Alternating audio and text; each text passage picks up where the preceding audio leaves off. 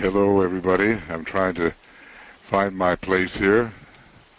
And, yeah, okay. Hi. I'm in the United States now. Even though non-locality is a more true condition of the inner spirit than locality. But in the outer world, at least, Phoenix, and it's certainly contrasted from Finland in terms of the weather. Well, okay, welcome to our pre-Pisces full moon webinar. And here in the chat box, I have a little notification regarding our coming full moon, exact full moon service meditation broadcast. And let's see, it begins tomorrow at 5 p.m., tomorrow Monday at 5 p.m. GMT. And usually I have the astrology of the moment available, but I'm going to find it in this way. And let's see, this will be the lunar phase, and we will find that the full moon is actually occurring at 9, let's see, the full moon is occurring in the AM at 9:19:48, February 22nd. That's GMT. So what we have here is the finish time, 11:19:48 a.m., and at 9:19:48 a.m. the full moon occurs on the 22nd. Okay. So I guess we can begin now. And cancel. Okay.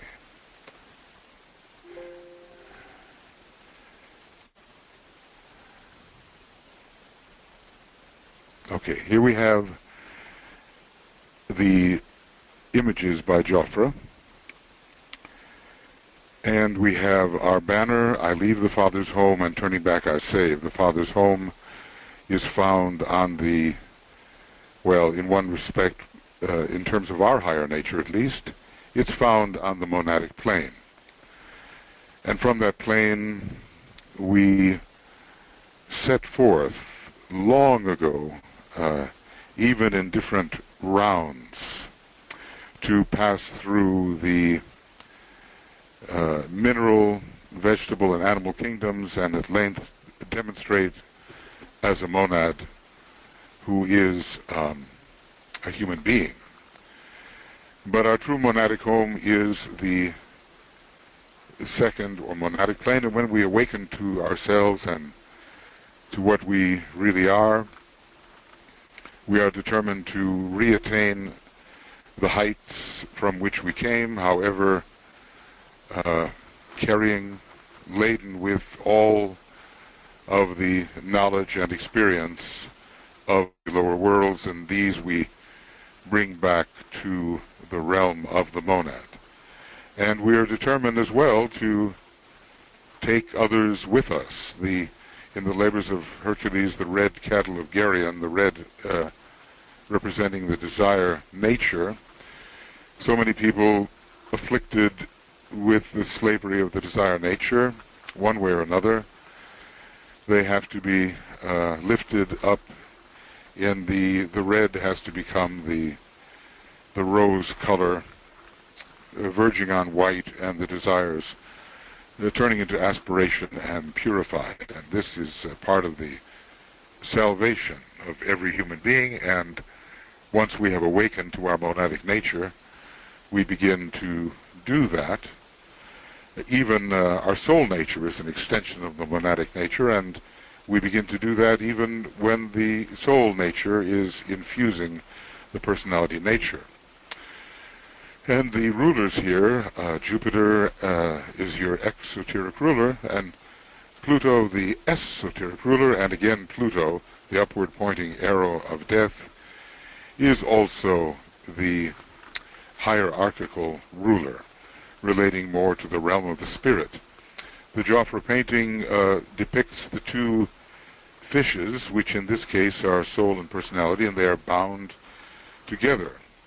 And in the beginning, Jonah, the man, the being, the human being, is swallowed by the whale of great form, the whale of great size, and that whale represents the personality nature and the elemental nature and all of the lower worlds that swallow up the inner soul consciousness. But eventually the greater fish becomes the dominant one and makes the lesser one captive to its will, captive to the will of the soul. Here the central figure is meant to represent the brother of Jupiter, who is Neptune, and Neptune, one of the great deities, the foremost second-ray deity really in our solar system. It has a second-ray monad and a sixth-ray soul, and is the god of the waters. But what are the waters after all? Water and matter are in a way identical. Usually we consider the astral plane to be the waters and our own astral vehicle. But of course, all of the matter on the cosmic physical plane is in the realm of water matter, and the cosmic astral plane as well, over which Neptune holds sway. So somehow this is redemption, and the reversal occurs, and that which was weak, which was our spiritual nature within us, becomes strong and absorbs the lower elemental life and redeems it. This is the great sign of redemption and perfection, consummation, completion, finality. All of these ideas, Pisces completes our journey when we return to the Father's home as a pilgrim on a great journey, and we return. I hope, by the way, it is my hope. I'm here in Phoenix working on music, and hopefully within a couple of days, Harold and I will have the Pisces solar fire ritual, music and oratory and all that ready for broadcast. I'll send it out to you so that if you want to participate in that ritual meditation broadcast with music, you are able to do so. It will still be within the range of the Pisces full moon. Okay, friends, let's take a look at a little bit here of what Francis Donald has offered us. This is the fish and its rider. So we see this image, and Francis has some things to say about it. The fish here is representing the personality, and the disciple is the rider. Note the geometry of the triangle, the square, the pentagram, and the ever increasing number of polygons as they attempt to approximate the perfection of the circle, which really they never do. But we're on our way forever in that respect. Here are the eyes of the Christ supervising the entire process, and here the great waters of space, the waters of matter, in which we are made to navigate until we can return to our true home. What Francis says here, I'll say a few of the things. Well, maybe, let's see here. Maybe this would be the way to do it. Okay. I think it's here. So, the eye of the soul. Well, the disciple finds himself between the night of the form world and the dawn of soul contact. And through the crisis of death, the death of desire, the death of the personality, and of all which holds him between the pairs of opposites. This has to do with this image called the chrysalis, and here we see our disciple about to be born into a wider life. But of course he thinks death is a certain thing, and really it's a great liberation. We'll talk about that in just a moment. The fish imagery here, it shows the fish representing the vehicle of personality consciousness, and its rider, the captive soul, the soul in incarnation. And so many of us are precisely that. We are the consciousness surrounded by the worlds of matter, the lower three worlds, the world of form. We are captive. We cannot extricate ourselves from these lower worlds. At least we cannot do that consciously and at will when we choose. We have navigated the waters of the lower quaternary, as it is called, for countless eons.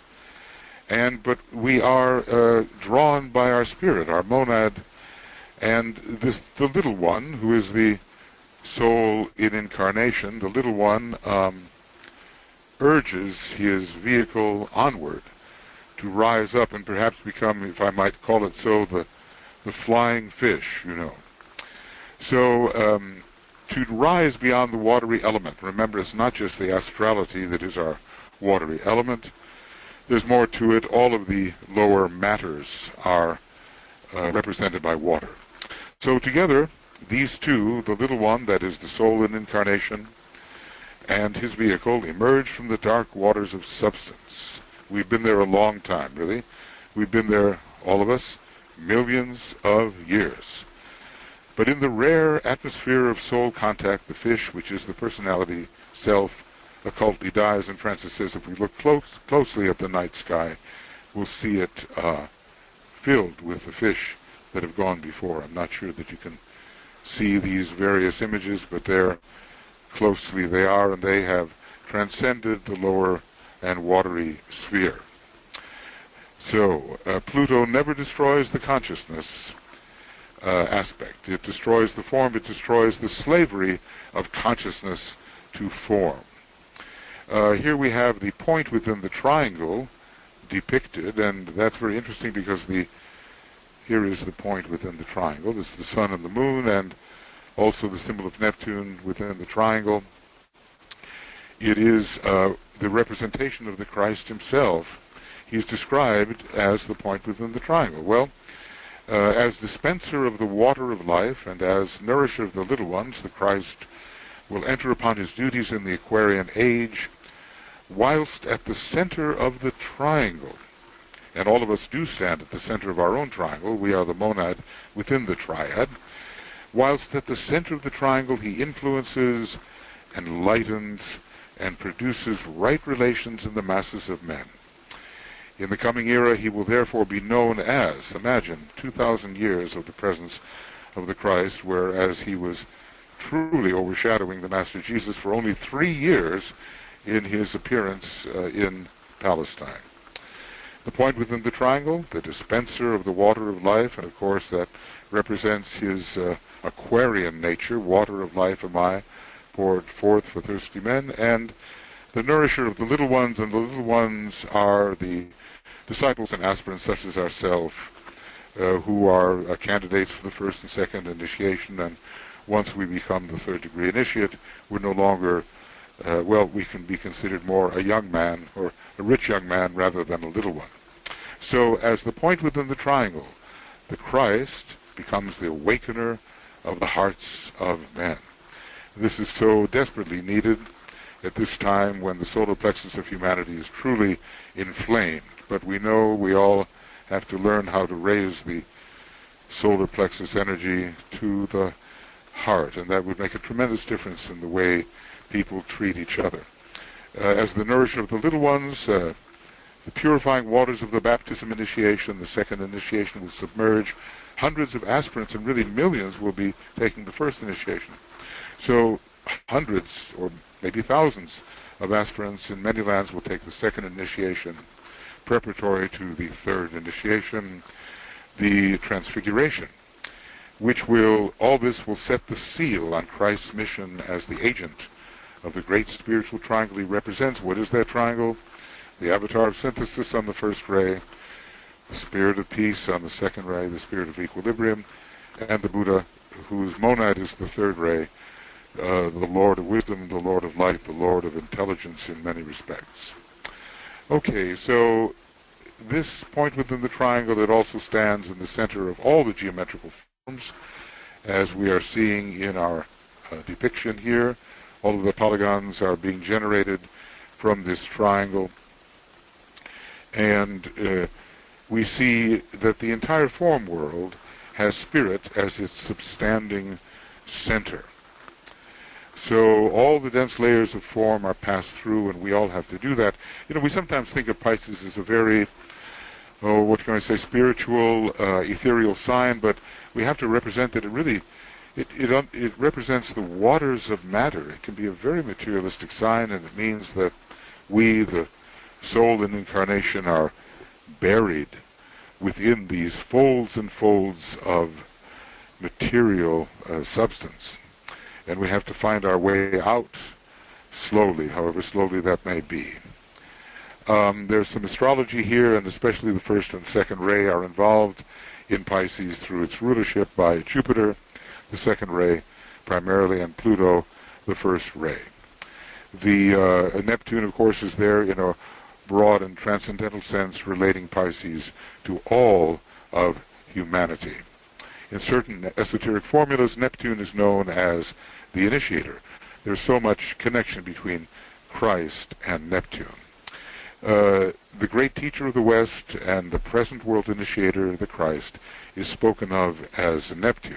So he has a very kind of unique relationship to Venus, to Neptune, and to Sirius. When you think of the Christ, that triangle of Sirius, Neptune, and Venus is very prominent, and it shows the great presence, especially of the second and the sixth ray. Okay, then let's look a little bit at the earlier drawing here, the earlier image. And the man is in the chrysalis. He has to break out. Pluto is in the far distance. There are various ways into the higher worlds. The Lord of the first ray has appeared. The narrow opening is open to the man, but if he would only attain and become free, he could exercise his passage through the gates of initiation into the triangle that the greater initiate can accomplish. Let's see a little bit. We'll look at what Francis has said about this. The Piscean native prepares for death. He retreats deep within himself, and I think we see that, don't we? There's a deep retreat here. He's folding in on himself, and he's within this chrysalis, which is a process of both death and restoration to life. He retreats deep within himself to a place that stands between the night of the form world and the dawn, which will follow, and we do see the possibility of dawn on the right-hand side of the illustration, and the night with the moon ruling on the left, and that's very symbolic about the left-hand path and the right-hand path. He's swayed by both of these in turn, and he struggles against fear. The moon's troubled waters filled him with doubt, so he's still the victim of the lower three worlds. Form ever clings to the past, whilst the inner spark leaps towards its source, its solar source. And we saw earlier in the previous illustration that the sun was rising above the moon, and that's what all of us have to accomplish, the elevation of our lunar nature into the solar nature, and to attain release. This Pisces is the sign of release. Hopefully it's a legitimate type of release, because we know many Pisces people in the early days, they find other methods of release which really lead them into further bondage. But finally spiritual release comes here. In the midst of his struggle, unseen and unheard, the Lord of Will spirals in from the inner realms into this outer place. And we've seen him here. The Lord of Will is standing here in the background with the double helix of the circulation of the Shakti energies accomplished within him. This Lord of Will. In this moment of profound calm, with the presence of the Lord of Will filling our seeker with peace, the gateway into life more abundant flashes across the disciples in a vision, and he realizes that death as he has learned to view it, is an illusion born of fear. And so Pisces is capable of great fearlessness, of course, in the early days, much fear, and it is a sign of the final death, the death that leads into the fourth initiation and even beyond. So really a release from the world of form, a release from the ocean of matter. He releases, that is, our seeker releases his grip on the past, and the form world loses its hold on him. May that be the case for all of us. He shifts his point of tension beyond the chrysalis, which now appears to him as a binding sheath, and follows Sutratma, the silver thread that has anchored him in the body, the life thread. He passes through that narrow passage, and that is really a form of birth, we would say, birth into the higher world. So, interestingly, Pisces is a birth into the spiritual world, and not the kind of bondage to matter which is so often the case when we see drugs, alcohol, sex, all kinds of things that hold a person into the lower worlds when wrongly used. So this is a time of great release that we are passing through, and an envisioning and a sensitivity to the higher energies. May our meditation help our brothers and sisters in the world experience this kind of sensitivity to those factors which truly bring release, and not those things that will immerse them ever deeper in matter, ever deeper in the dense physical body of our solar and planetary logos, and into further bondage. Pisces is the sign of bondage, Pisces is the sign of release. We all know that every one of us, until we take the fourth initiation, are subject to bondages of various kinds, and we want to find that dissolving, melting quality which will allow us to pass through our former rings pass not. And everyone has to find his own way for that kind of subtle release from the things that have held us according to our desires. Okay, friends, I think, of course, Francis has more to say here, but some of you already have these writings that he has given us, and if not, we can arrange for you to have them. Anyway, we're going to concentrate today not only on Jupiter but on Pluto, which means destruction. But destruction of what? Certainly not destruction of consciousness. It's the liberation of consciousness. The destroying power of death. Death of desire, which the Buddha tried to help us achieve. Remember, he had the moon in Scorpio, the Buddha did, and for that reason Pluto was prominent for him.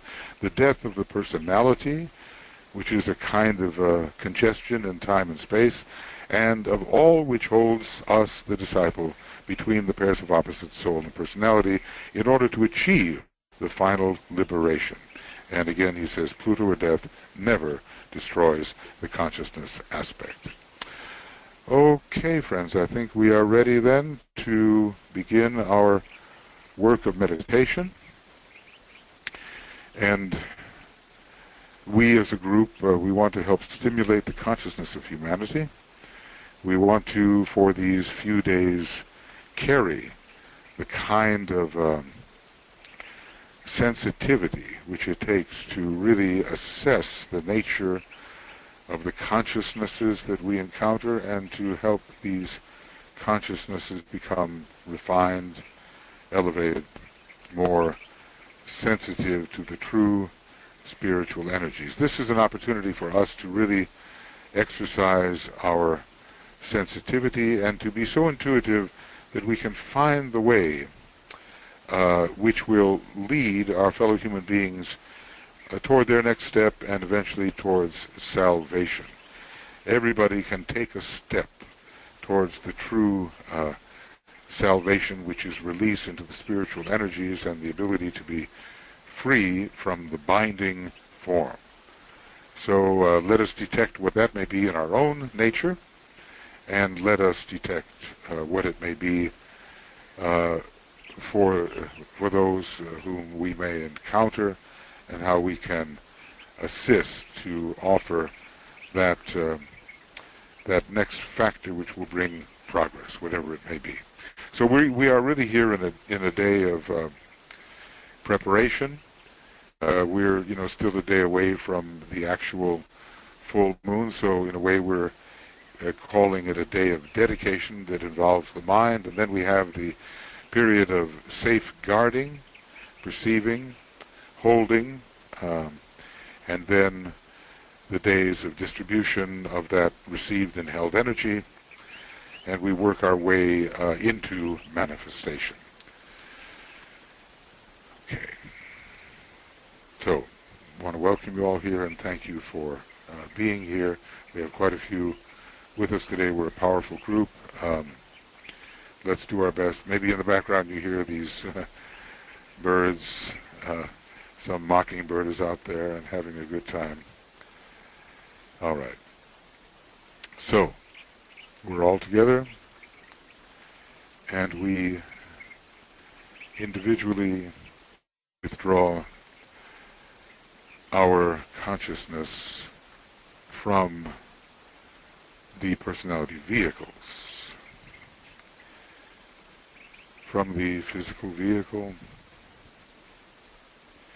We disidentify with that. It is a vehicle.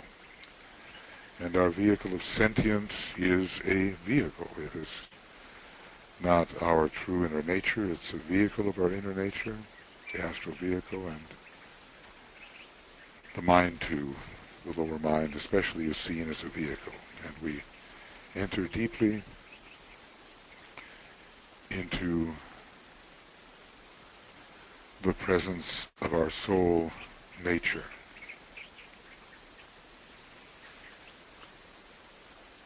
Out of and away from our usual preoccupations in the lower three worlds, and aware of this higher aspect of ourselves, entering into the field of light, spiritual light, spiritual love, true magnetic spiritual love, and spiritual will, sacrificial spiritual will. There is no true expression of the will without sacrifice.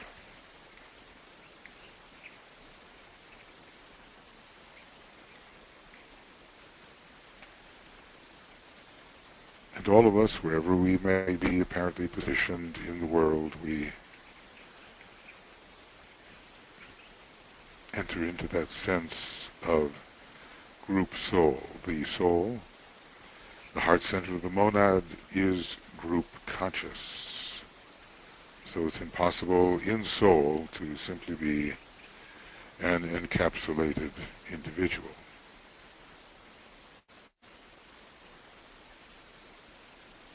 So wherever we are, we're all in soul, touching each other, merging and blending with each other. It's especially the power of Neptune, so important in Pisces, that this merging and blending, and under Jupiter this inclusion occurs. We include each other, and we merge and blend with each other. And we don't feel separate from each other. We are overcoming the great heresy of separateness.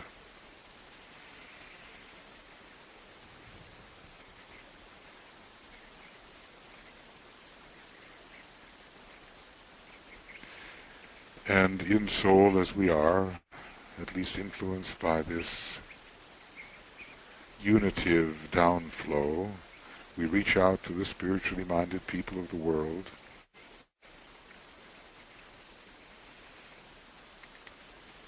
Our soul finds them, so to speak, finds them in their soul nature. The members of the new group of worlds servers, conscious that they love and want to serve humanity. We are united with them, and members of the men and women of goodwill, a larger group, but found all over the world, maybe not so focused as the world servers, but on their way. And we merge with them. We include them. We are all included together in one serving group.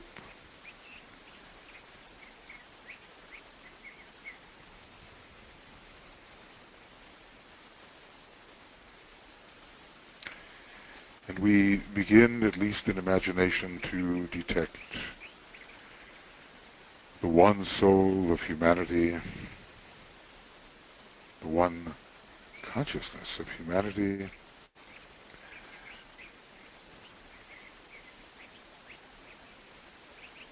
one consciousness. Not many, many consciousnesses, but a fluid merging of all these into one great sensitivity.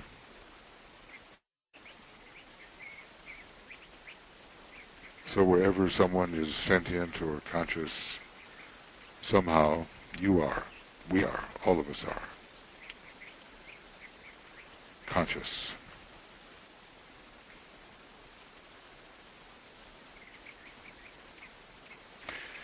So then we would realize there is no my soul or thy soul.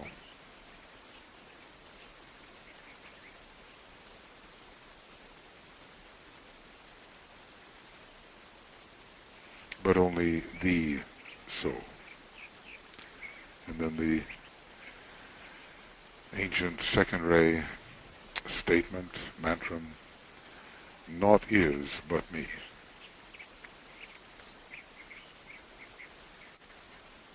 It may take some time to somehow realize that.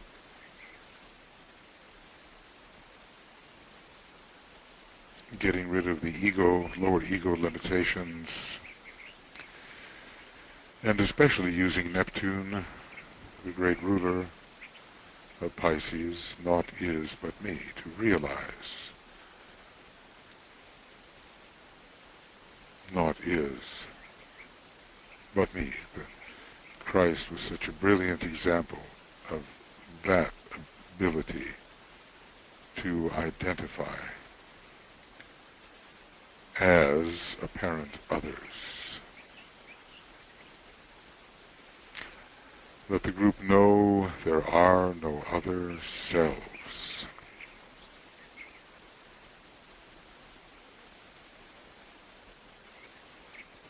Naught is but me. And we may realize how far our ordinary consciousness, somewhat imprisoned by the sense of lower egoity, how far that ordinary consciousness is from realizing naught is but me. But it could be practiced every day, and should be, even a little while.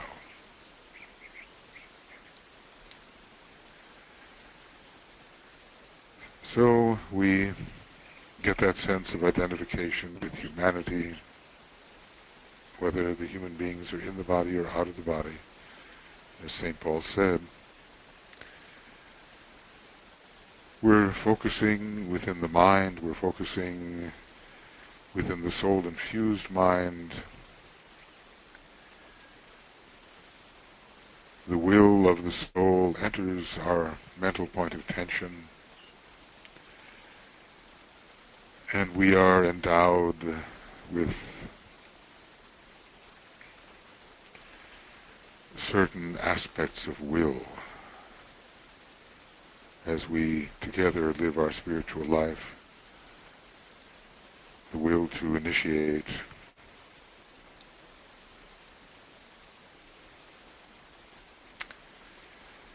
the will to unify,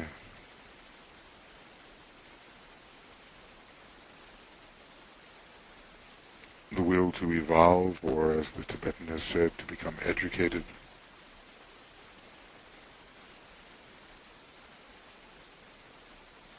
will to harmonize,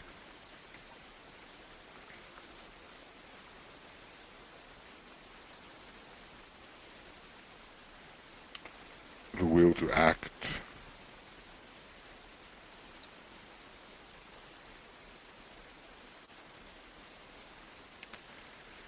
the will to cause. Our idealism can be a great cause, and the will to express.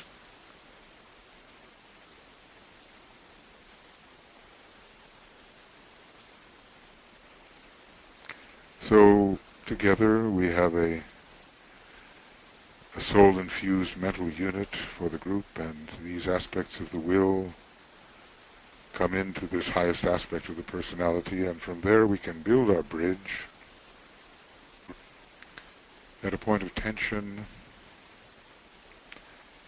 together at a point of intense mental tension,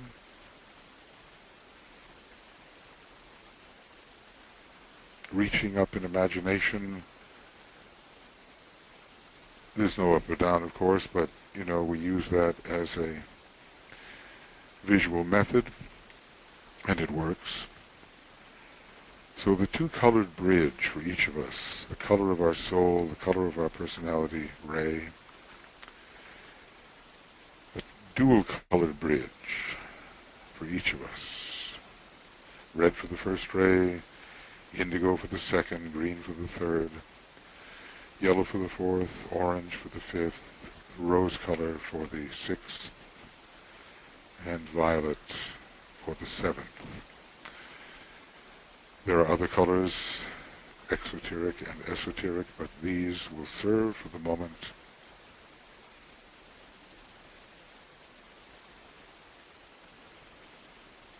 Feel your dual-colored bridge. Inwardly imagine it rising from the mental unit.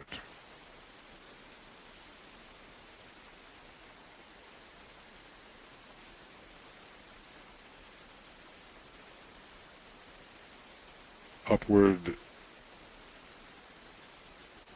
and as it were, bypassing what we ordinarily call soul and the soul body, and instead beginning to touch the true ego, the abstract mind, the Buddhic intuitive nature, the spiritual will,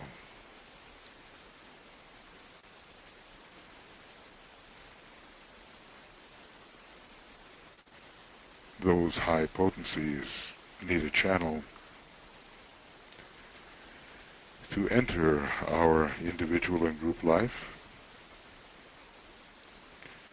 And finally, the blazing monad itself, the spirit, perhaps symbolized, well, however you wish, but a blue-white diamond, perhaps. The Antakarana touches these higher worlds in imagination.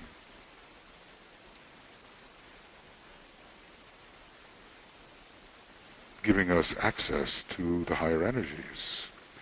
And so we will reach the third phase of Antakarana work, which is to project this line of light across our individual bridge and toward the higher reaches of our nature. A kind of cone-like projection.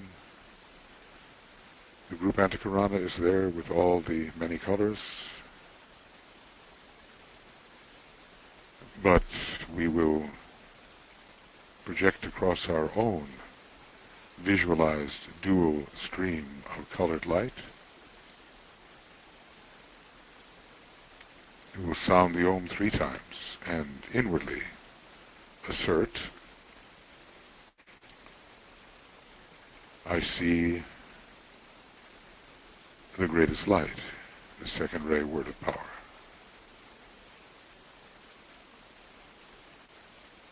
Externally the Om 3 times, and then inwardly, I see the greatest light.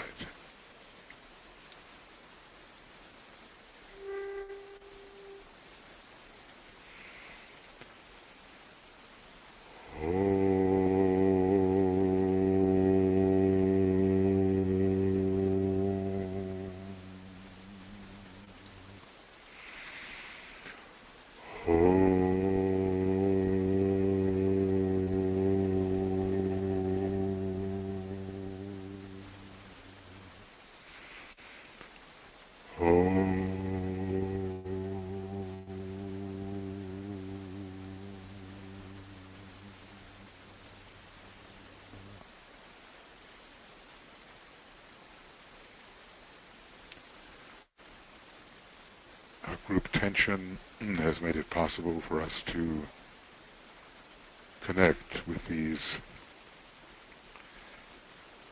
non-formal worlds, at least cosmic etheric worlds.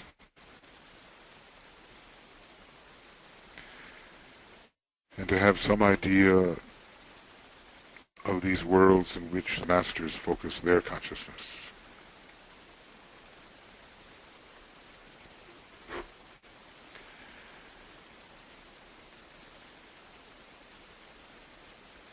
And being touched at least by the energies that are so familiar to them, we express as a group, individually and as a group, our solidarity with the Elder Brothers and their mission to carry forth the divine plan of Sanat Kumara into the lower worlds. So our salutations to the Masters are an affirmation of our spiritual willingness to stand with them, carrying out whatever aspect of their global mission we are qualified to carry forth. So with heartfelt gratitude we offer our salutations to the Masters and to the head of the hierarchy, the Christ.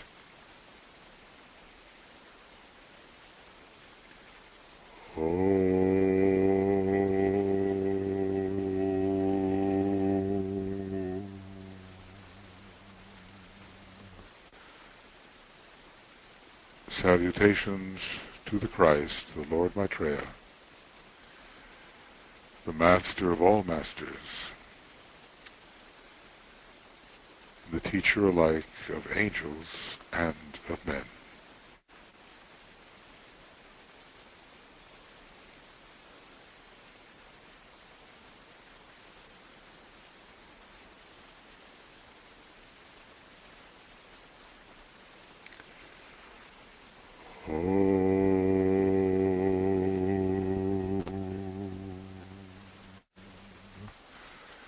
Salutations to the triangle of Masters with whom we most closely work, Master M, Master KH, Master DK.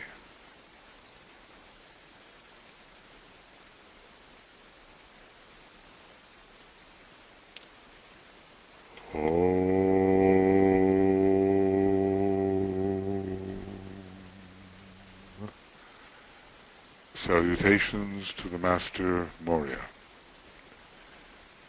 the head of all esoteric schools and organizations.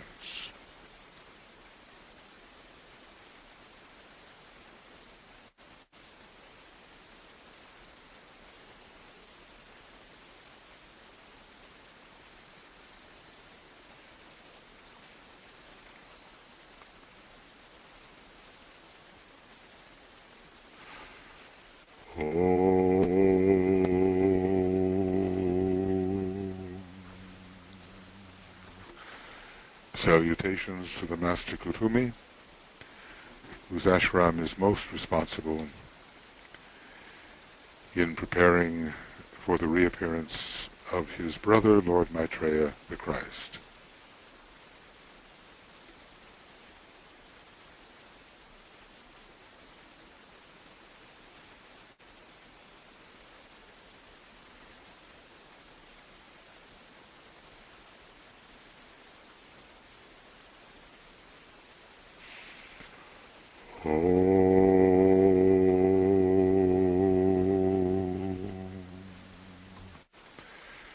Salutations to the Master Chwal Kul, the messenger of the Masters who has given us the blue books, who contributed so much to the secret doctrine and who will teach again following 2025, training all aspirants toward the initiation which lies before them.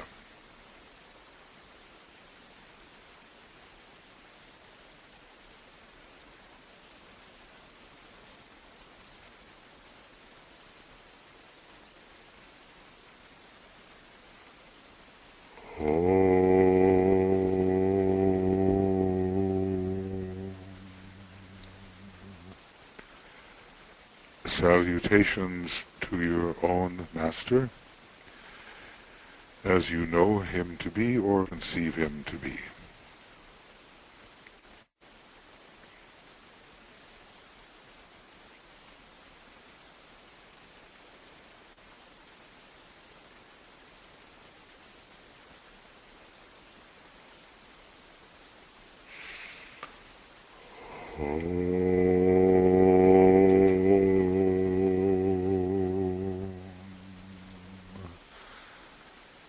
Salutations to the entire spiritual hierarchy of the planet.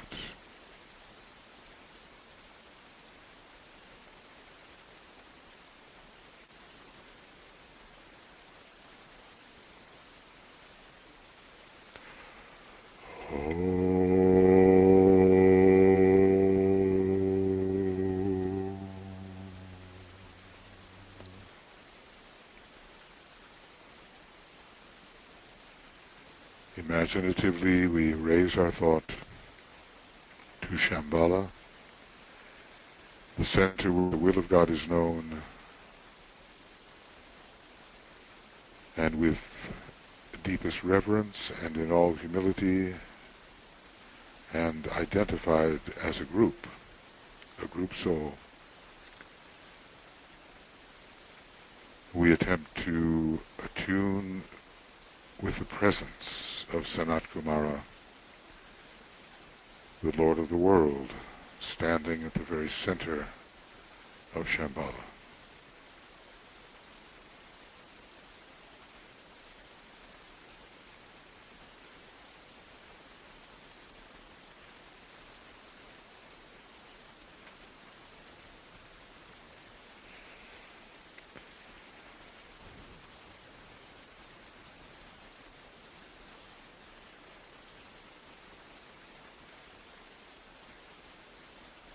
And we sound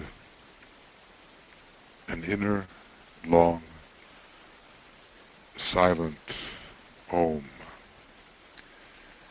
as we imagine the group imbued with his energy.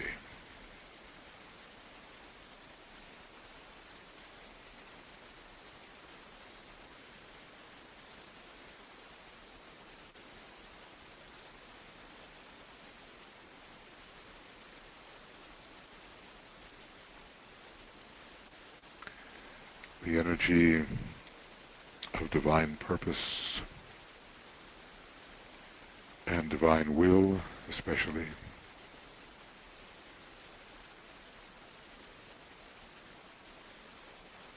And may we all be imbued by those factors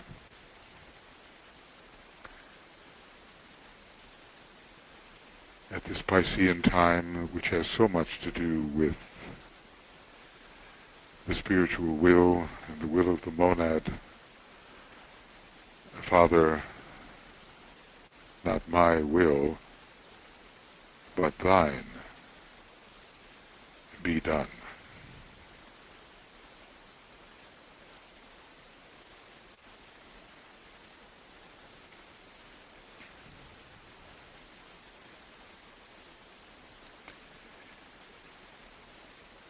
And preserving these alignments, having asserted our solidarity with the hierarchy of light and love, we want together to attune with the energies available under the guidance of Master DK, that expert in planetary, zodiacal, hierarchical energies. And we do this by coming together at a great point of tension, ignoring time and space, we are, as this group, focused as a point of light, love, and power.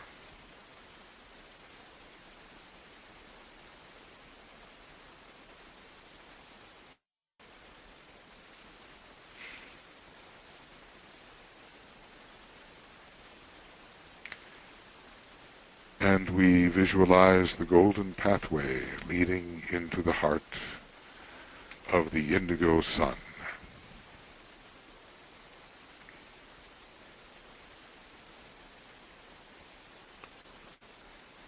This pathway, symbolic of our approach to the heart of the sun,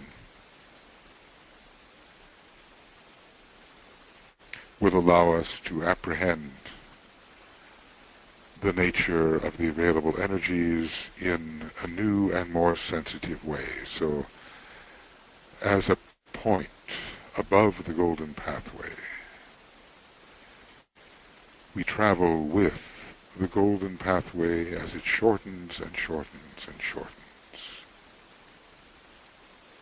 and takes us into the indigo sun.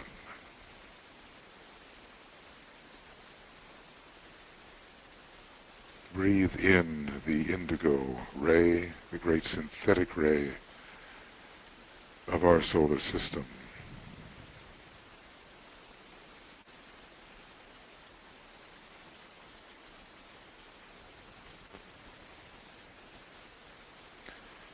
And as a group, we position ourselves, offer ourselves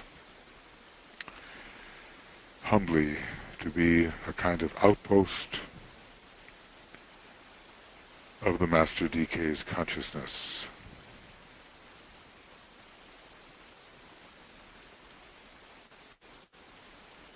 And some understanding, some small part of his understanding perhaps,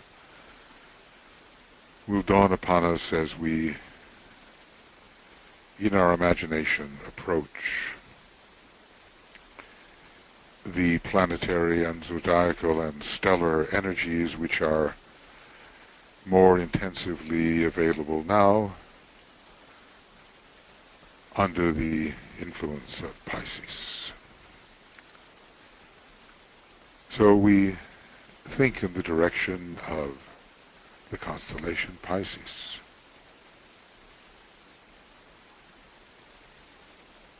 Consisting of great solar logoi, through whom the Lord of the constellation Pisces expresses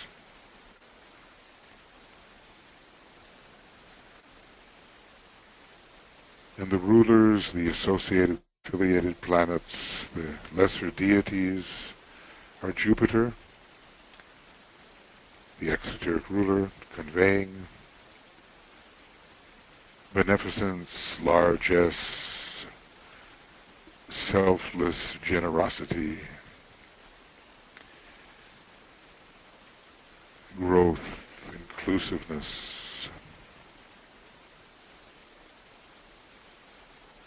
and the expanding of rings pass not. Inclusive expansion of rings pass not.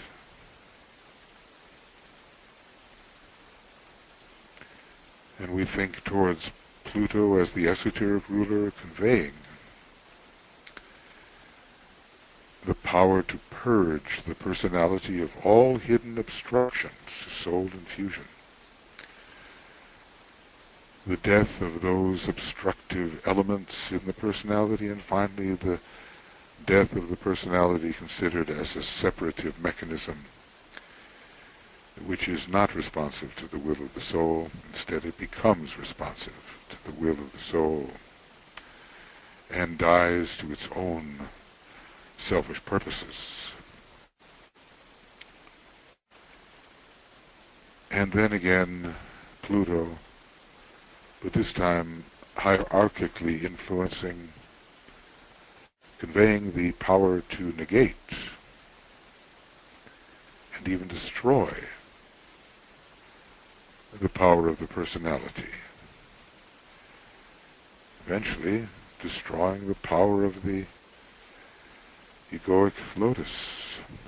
Any obstruction to the spirit, however beautiful that obstruction may seem to us from our particular position in time and space.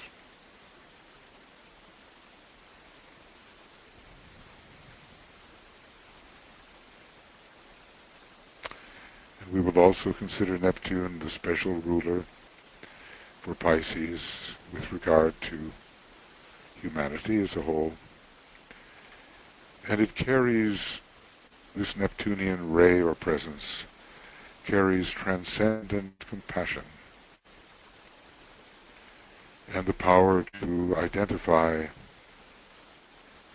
with all aspects of the soul, all aspects of this great planet consciousness and beyond, even the anima mundi, the soul of the world. We're going to approach these planets, so let's do that one by one. Hold before your mind's eye the image of Jupiter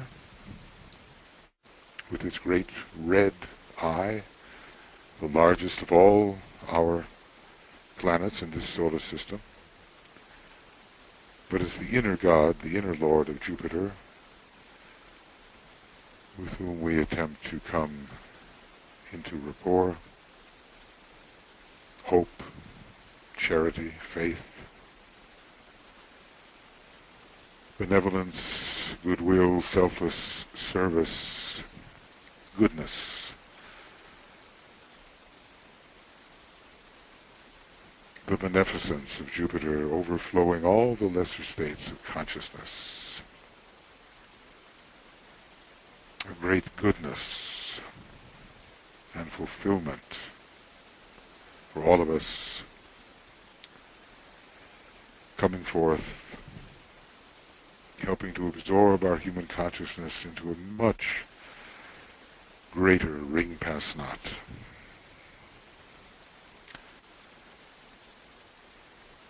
And we will grow then in our soul nature, in our consciousness, and grow in our embrace of the environment and of all the many planes which that environment will become. Our present environment is not the last. We will have many environments on the cosmic physical plane, and we will expansively embrace them under the influence of Jupiter. We need this energy, our groups need this energy.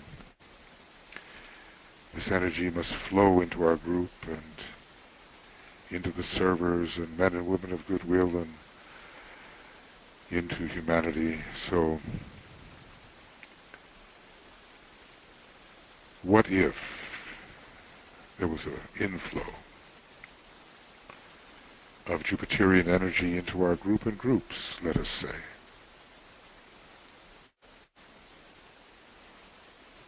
How would that improve conditions?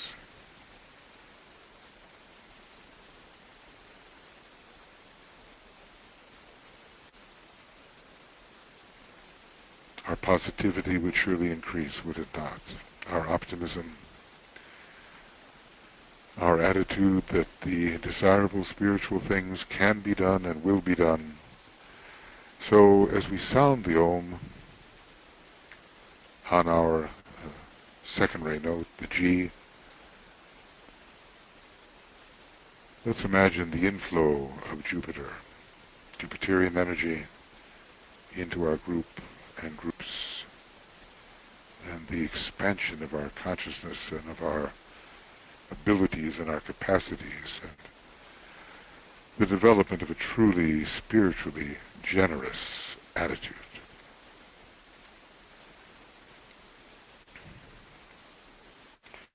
So we'll sound the Om on the G and imagine these things unfolding in our group life.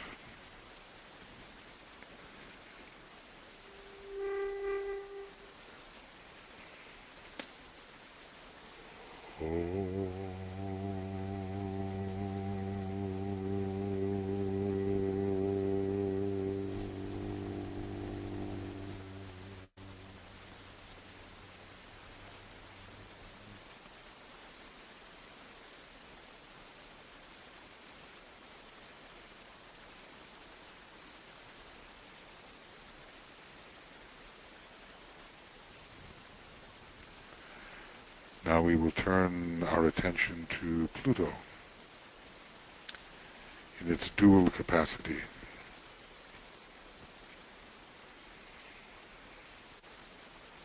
Both esoteric and hierarchical. Pluto, we've seen some amazing images of Pluto that have been brought to us through space exploration. Very influential in the life of aspirants and disciples.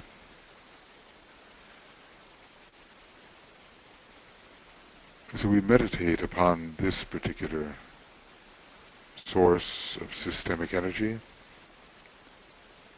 this particular deity as the agent of purification and expurgation, casting out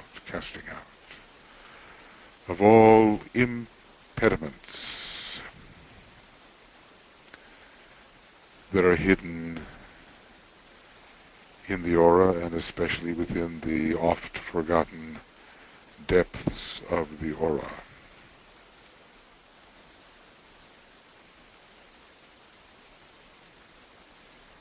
We understand that Pluto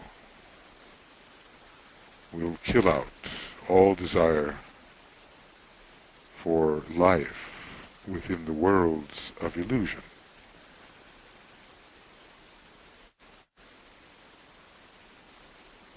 And in these lower worlds, our one desire then becomes to serve.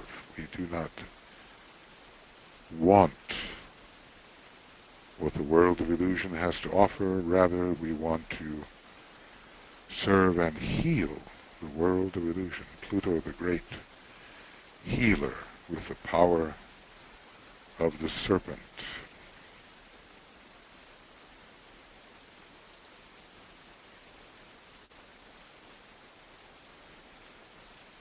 Bringing drastic experiences, but liberating experiences. And then from the still higher perspective as it applies to those who are entering the initiate consciousness, we realize that Pluto is acting as an agent for the spiritual triad and the monad, and conveys the power to cut away and destroy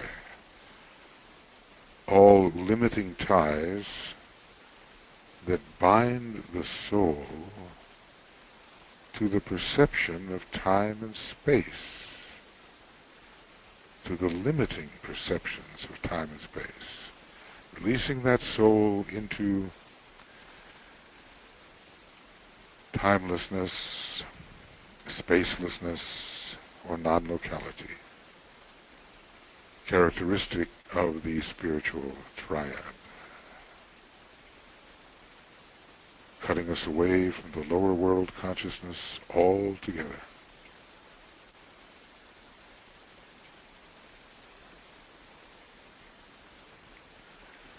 Now, some of us maybe don't want to leave familiar things behind.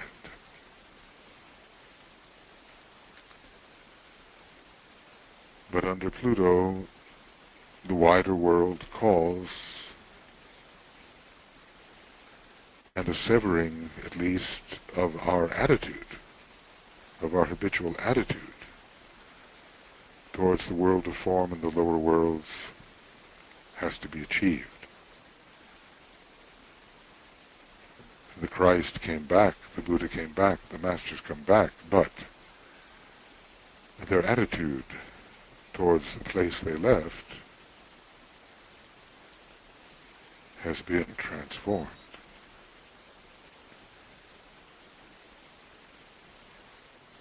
So we visualize the repelling power of Pluto being used to drive away the evil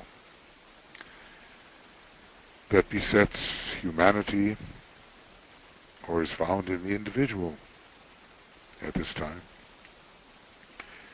Pluto, through its expulsion bringing salvation and release from the material forces.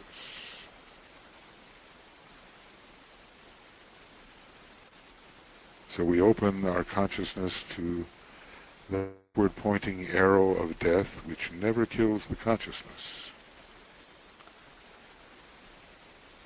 And imagine it in the center of our groups, getting rid of what must be cast out, and thus healing, and thus restoring us to the higher worlds instead of allowing us to remain in bondage to the dark lower worlds. So we'll sound the Om, imagine that energy flowing into our group and groups and into the wider groups. We'll sound that Om, bringing in the Plutonic energy.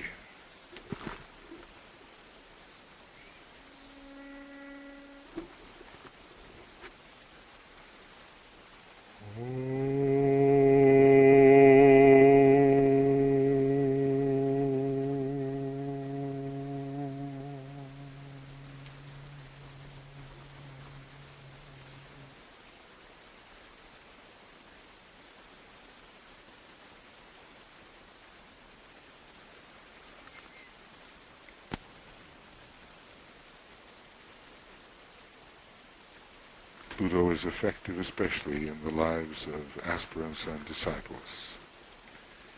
It has material effects perhaps in the lives of ordinary non-aspiring individuals, but its basic work in consciousness is done in the lives of aspirants and disciples. And finally, we turn our attention to the influence of Neptune, special ruler of Pisces, and associated with the transcendental influence of Pisces upon humanity as a whole.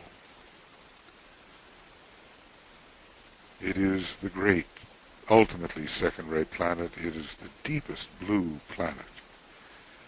Just take a look at some of the images that NASA has provided. It's just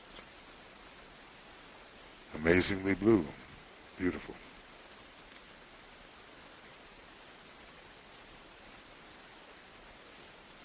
So we attempt to realize the power of Neptune in relation to Pisces, to remove all the lower egotistical barriers and boundaries between human beings. And there are so many of those, such that the oneness of humanity, it's one soul, it's one spirit, are experientially realized through the power of identification. Not identification with the lower material worlds, but identification with the essences of things. The essence of consciousness, the essence of being.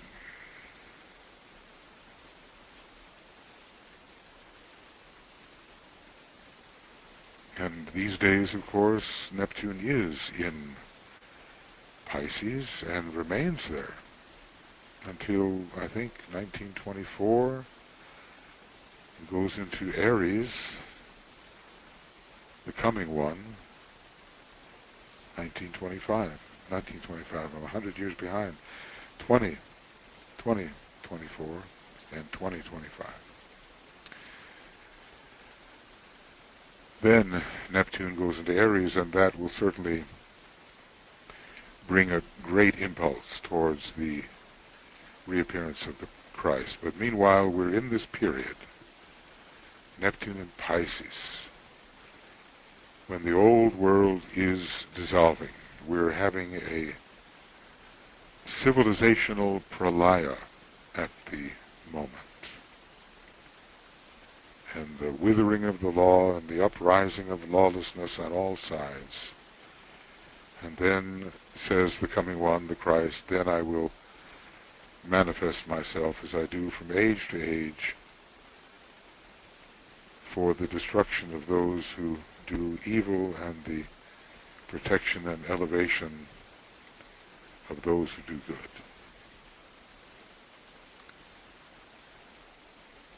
So we're living through this very strong Neptune and Pisces time, and the waters, literally the waters are coming, also the waters of grief from detachment, and also the heavenly waters of the Buddhic plane. All these things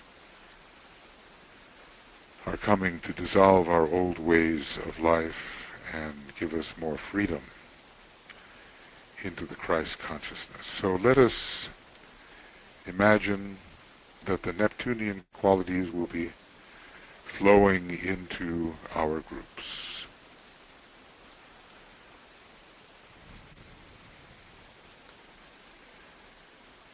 The love wisdom of the Neptunian monad and the divine devotion of the Neptunian soul,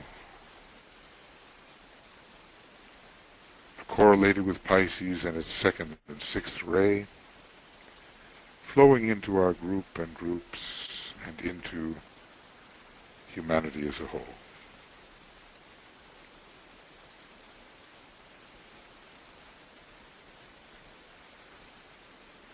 And I'm going to use the note B flat experimentally as we imagine the Neptunian energy flowing in and bringing the transcendental love, the Christ love, the Christ presence into all our daily life, into our consciousness, and spreading throughout humanity.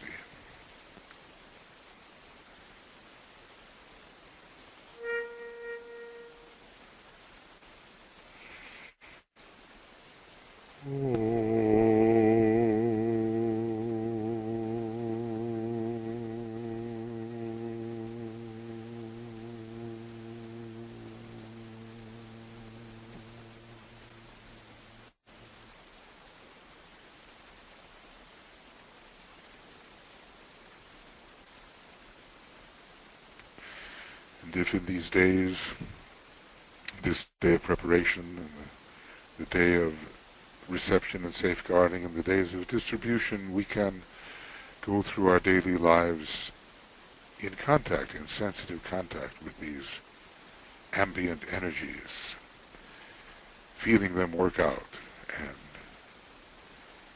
helping direct them into situations where they are needed, then we will be cooperating. It takes conscious work, an understanding of what energies they are, a sensitivity to where they are needed in our daily life.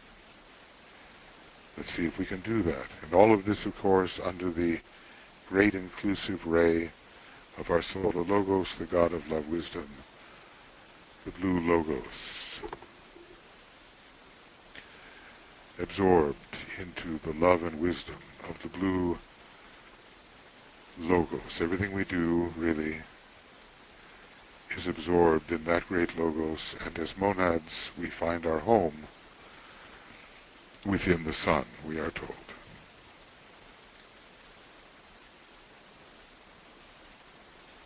So let us imagine ourselves to be spiritual rays of the sun, bringing that love wisdom, that great second ray, into every circumstance. But of course our quest now takes us outside the solar system, toward the constellation Pisces itself. the fishes swimming in opposite directions, as they are called. It's a faint constellation, but it can be deciphered. It has a peculiar light. As we lift our imagination to that constellation, its light is called, beautifully, it's called the light of the world. Remember what Christ said, I am the light of the world. And the Tibetan tells us that the Buddha and Hermes Trismegistus also uttered that, and were, in their understanding, the light of the world. They identified as the light of the world. This is the light revealing the light of life itself. It ends forever the darkness of matter. So just think of the kind of energies we are dealing with now. This peculiar kind of light. And there is this sixth ray and second ray coming through this constellation. And all the rulers associated. A very comprehensive and synthetic influence. The light of the world. The second ray, the sixth ray. Also the first ray through Pluto. An all-pervading presence. For Pisces, there are no boundaries. That is, for the developed use of that energy.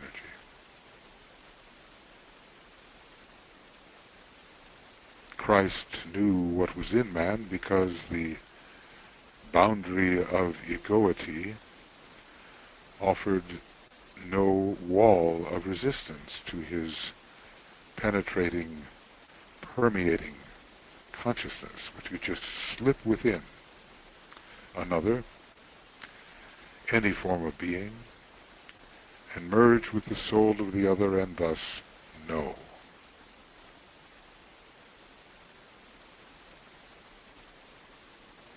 So this pervading energy is with us these days. Very subtle. Very full of understanding. Literally, understanding. To stand spiritually beneath and within all forms.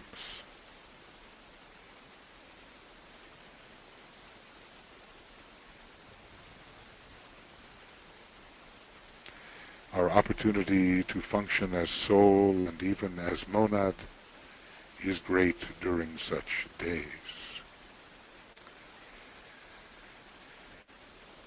And so, together and in the silence, we will, for a time, and anticipating that you will carry this mantra with you for the day until the full moon, and then after, we will contemplate together, I leave the Father's home, the monadic realm. I leave the Father's home, and turning back, I save. I leave the Father's home. I awaken like the prodigal son in the foreign land. I turn back to my Father's home, and I take with me as many as may be carried forward towards the Father's home. I leave the Father's home, and turning back, I save.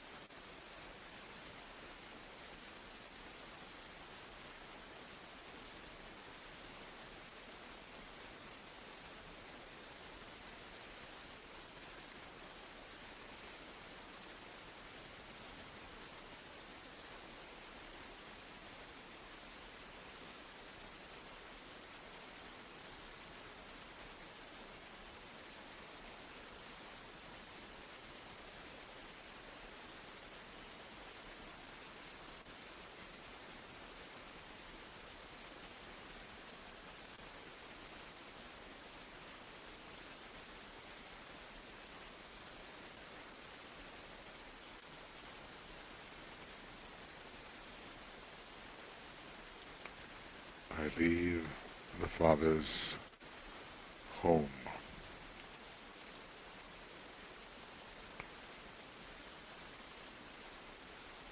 and turning back, I save.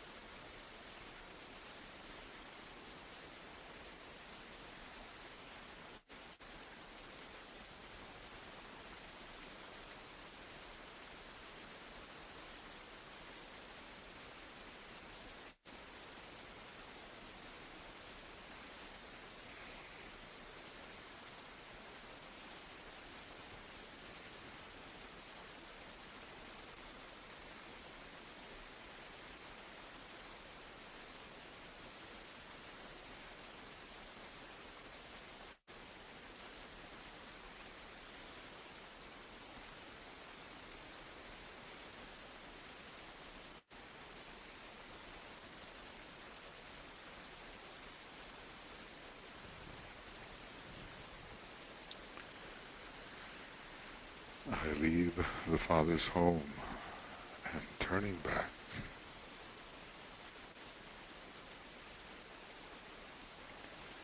I save.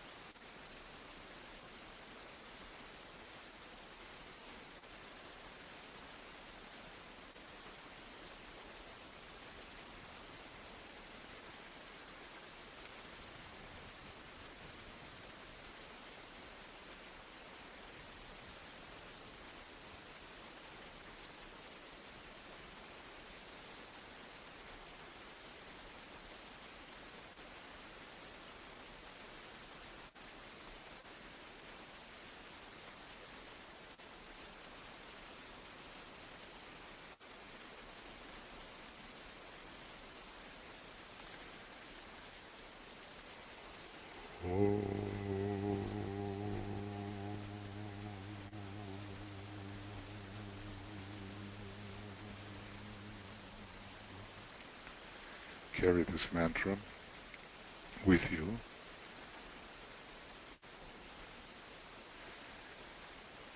We're still approximately 24 hours from the full moon. And see what your attitude is. You know,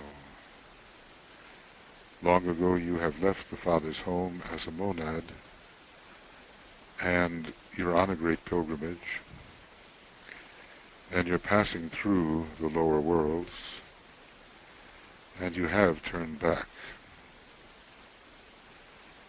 And what then does it mean to serve and to save? So in this alignment, which really begins from our local one about whom naught may be said, we might call it the great cluster of the Pleiades, as that is the external manifestation of this great deity, the center of it. And the jewel in the center of that heart in the head center, perhaps the 7 major Pleiades connected with the jewel, and through the petals of the heart in the head center, of which Pisces is one, the constellation Pisces. Each of our zodiacal constellations is a petal within that 12-petaled lotus of that magnificent super cosmic deity, Logos, the super cosmic Logos, and passing into our local cosmic Logos, of which our sun is a heart center, and through our solar Logos, the heart center.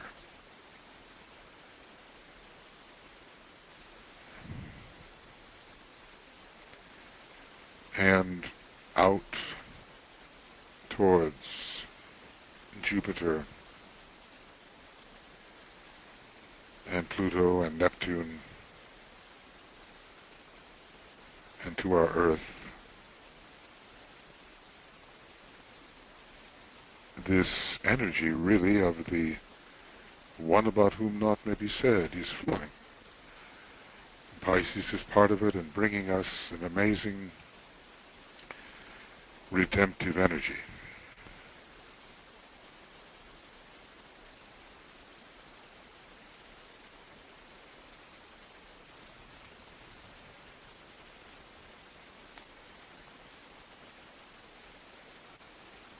Flowing into our planet,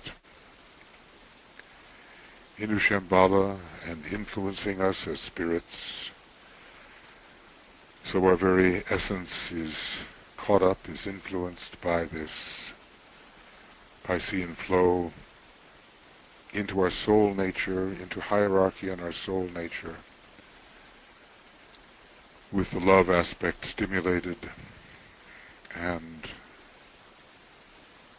into our personalities, animating our chakra center, animating the heart in the head center, our own heart in the head center, animating the base of our spine, animating our heart. We keep this alignment. We try to remember where it is, what it is.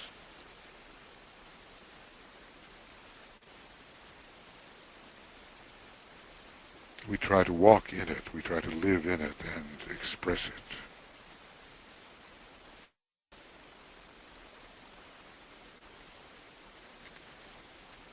And in this alignment we think redemptively, we look towards the earth. So many things in crisis.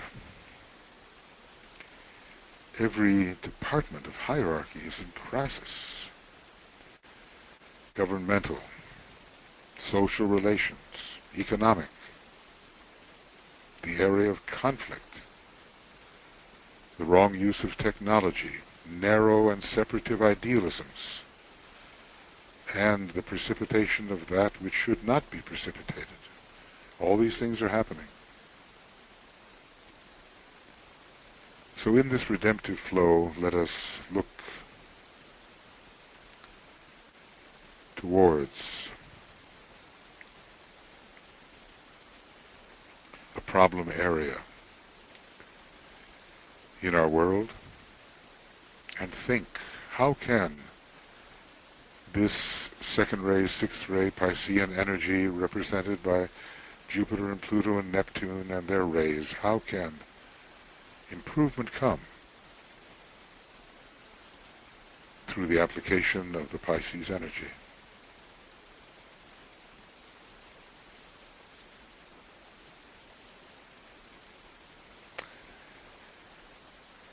And if I may suggest, the Tibetan asked long ago for a great international day of forgiveness. I don't think it ever really happened. Maybe it happened locally for some groups and people. But he wanted all of humanity to realize that all have sinned, all have erred, all have made mistakes.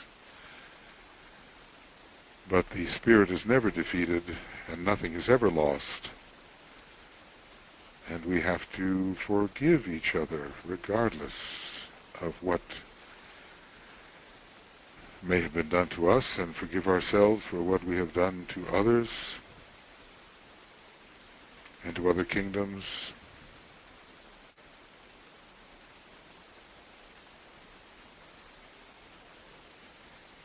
What if forgiveness were to reign in those areas which seem most dangerous and against the divine plan?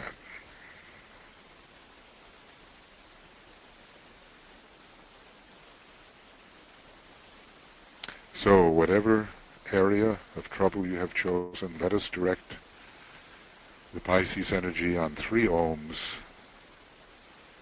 seeing improvement in that area according to the application of those energies.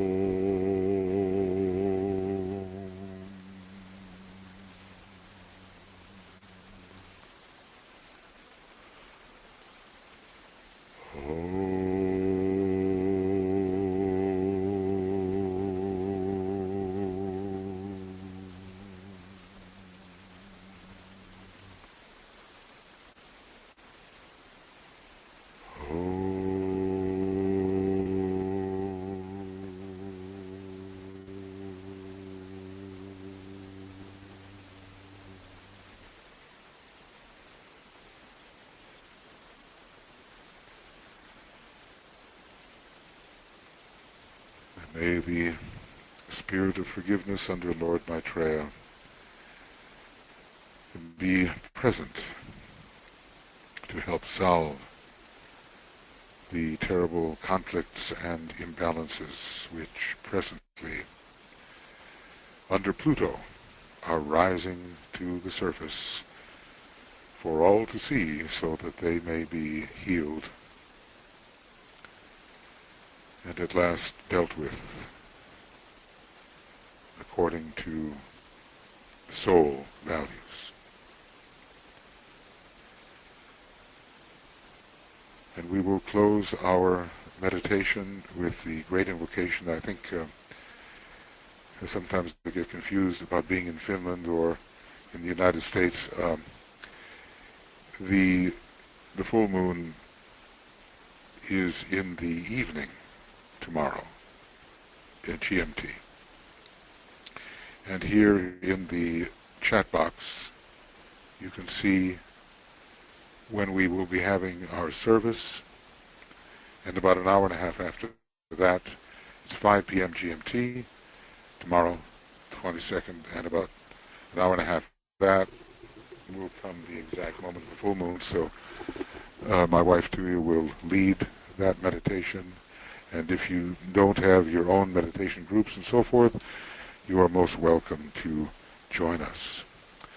So now, friends, we will sound the great invocation together, thinking of the way the love, light, and power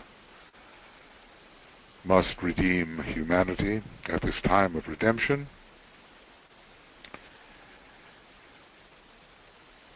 And use this invocation liberally. It is the most potent means, we are told, to facilitate for humanity the reappearance of the Christ. And remember that the Christ is connected with one great cosmic decanate.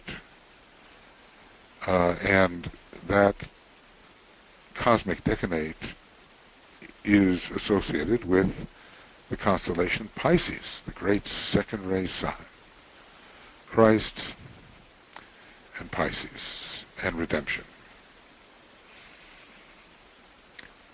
From the point of light within the mind of God, let light stream forth into the minds of men. Let light descend on earth.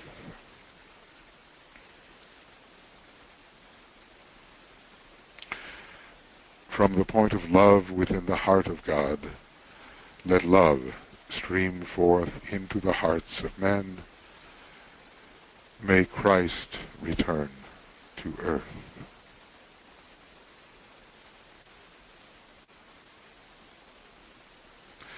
From the center where the will of God is known, let purpose guide the little wills of men, the purpose which the masters know and serve.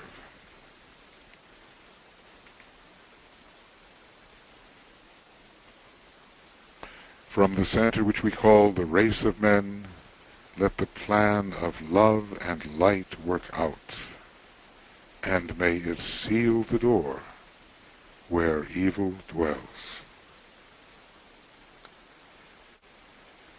Let light and love and power restore the plan on earth.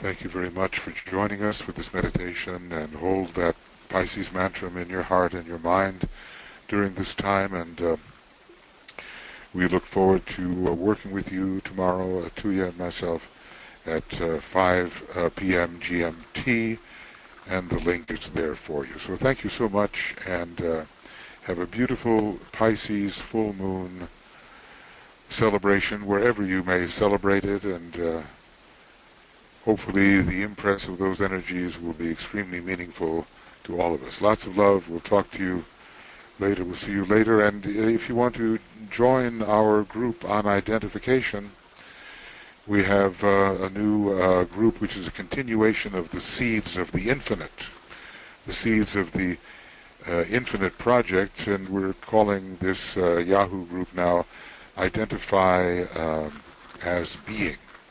All about identification, and started in the sign Pisces purposefully for that reason. So just write to me if you'd like to join, or just write to identifyasbeing at gmail.com, and or not Gmail, at yahoogroups.com, identifyasbeing at yahoogroups.com, and